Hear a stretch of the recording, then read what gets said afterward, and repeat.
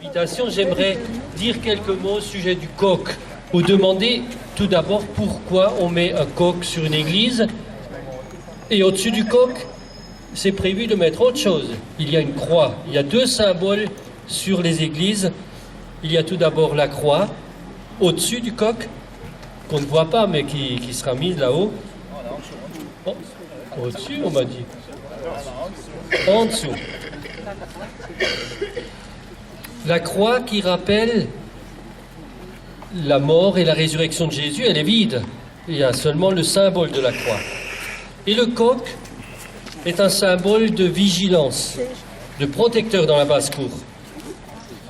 Il n'abandonne jamais le combat et est même prêt à donner sa vie pour défendre la basse-cour. Il se dresse sur les clochers d'où il surveille l'horizon très loin et met en fuite les démons. C'est ce qu'on disait au Moyen-Âge. Il est là pour dire, ici, dans cette église, vous trouverez protection. Et ici, dans cette église, la parole de vie est annoncée. Le coq est une girouette parce qu'il fait toujours face au vent. Il n'a pas peur du vent, des bourrasques, des tempêtes. En cela, il représente le Christ qui protège et conduit son Église. Il veille sur elle et lui donne la vraie vie. Le cri du coq, le matin, pour annoncer que la nuit est terminée. Il annonce la lumière du jour. Les forces de la mort sont vaincues. La victoire a triomphé du mal. Le Christ lui-même est allé jusqu'au bout. Il est mort et ressuscité, je l'ai dit tout à l'heure. Dans la Bible, le coq apparaît dans l'histoire de la Passion. Pierre, le disciple qui n'avait peur de rien et qui a dit à Jésus, « Tous les autres, ils vont t'abandonner, mais moi, je resterai fidèle. » Jésus lui dit, « Toi aussi, tu m'abandonneras. Tu me renieras avant que le coq ne chante 3 fois. » Et il l'a renié. Et quand le coq, le lendemain matin, a chanté, Pierre a pleuré. Mais, donc, dans ce sens, le coq nous rappelle notre faiblesse, nous demande de veiller, de revenir à Jésus. Alors, pour terminer, chaque fois que nous regardons vers le coq de notre Église, nous n'avons pas seulement une indication météorologique de la direction du vent, mais le silencieux appel à vivre éveillé et à être fidèle à Jésus-Christ et à faire face courageusement aux difficultés de la vie. Merci. La signification du coq, je ne vais pas reprendre les mots, ils sont tellement clairs. Quant à moi, je vais donner la bénédiction. La bénédiction de Dieu pour dire les liens qu'il y a entre les coqs et la croix. Nous sommes des faibles, mais il y a la croix de Jésus qui nous relève. Et chaque jour, nous sommes appelés à regarder cette image de Pierre qui, hier, il a régné, le jour, il s'est relevé. Prions.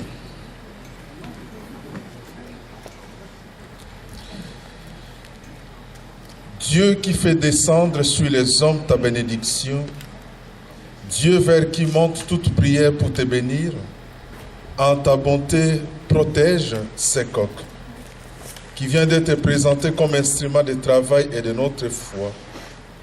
Accorde à tous ceux qui vont les regarder, en contribuant au progrès de l'humanité, qui regarde le Christ, celui qui se présente comme le sauveur de l'humanité. Et maintenant, fait que ces coqs soient une contribution pour la vie de ces villages. Nous t'avons ainsi prié par Jésus, ton Fils, notre Seigneur, qui règne avec toi et le Saint-Esprit, maintenant et pour les siècles des siècles. Amen.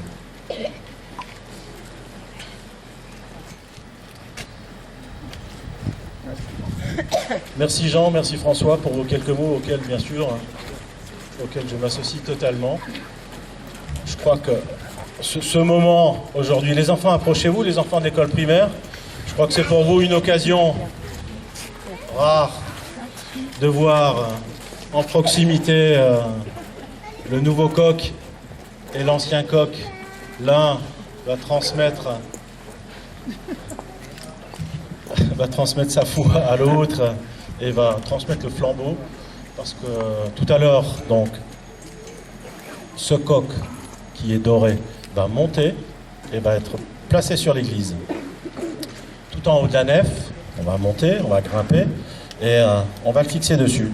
Et, certains d'entre nous ont la chance de voir ça aujourd'hui. Certains ont déjà eu la chance de voir le premier coq monter à l'époque de la réhabilitation de l'église. Moi, ce que je nous souhaite à toutes et à tous, c'est d'être suffisamment là, présent, pour voir peut-être un jour encore celui-là redescendre et un autre le remplacer, enfin, le plus tard possible. Donc aujourd'hui, moi j'aimerais saluer Jean, notre curé, notre pasteur, pour leur présence. Je salue la presse, les DNA et France 3 d'être venus, et je les remercie d'être venus aujourd'hui. Mais surtout vous, les enfants, et vos instituteurs et institutrices, d'être là parmi nous. Et à toutes celles et à ceux qui sont là aujourd'hui pour participer à ce moment. Moi, je suis assez ému parce que ce chantier est un chantier qu'on souhaite depuis quelques années déjà. Cette réhabilitation de l'église se fait aujourd'hui. J'aimerais aussi dire bonjour et bravo à notre architecte, M. Bruat, qui est derrière moi, à l'ensemble des entreprises que je vais citer. Donc, il s'agit de l'entreprise Frégonaise pour les échafaudages, Le Bras, qui sont là, que vous avez vu passer dans le village et vous montrer le coq avant la dorure, à l'entreprise Raucher qui fait donc les façades extérieures, à l'entreprise Rosas, M. Pfan, qui fait l'ensemble des vitraux sur l'église, l'entreprise Aubria et les paratonnerres qui sont là aussi et qui va être fixé tout à l'heure. Je crois qu'il est où notre entrepreneur de paratonnerre et qui va vous montrer, voilà. Venez voir, montrer un peu ce qui va être mis également comme objet, les enfants. C'est aussi quelque chose qu'on voit assez rarement. C'est une bête qui sert à éviter que la foudre ne tombe sur l'église. Et la foudre est réceptionnée ici et va avec un long câble, un long fil dans le sol. Et ça évite d'avoir des petits soucis sur la maison. Vous avez avec votre instituteur écrit quelques textes. On a mis ces textes, ces photos du conseil municipal des enfants, du conseil des enfants des écoles. On a mis le nom des entreprises, des conseillers municipaux. J'ai rajouté le nom de monsieur le curé, le nom de monsieur le pasteur, du responsable du conseil de fabrique et du responsable du conseil presbytéral, à savoir Charles et Herbert, qui sont là ici aujourd'hui. On a mis ça dans ce fourreau plastifié et ce fourreau sera placé à l'intérieur de la boule qui accompagne les 3 pièces qui constitueront l'essentiel de l'armature qui sera mis sur le clocher.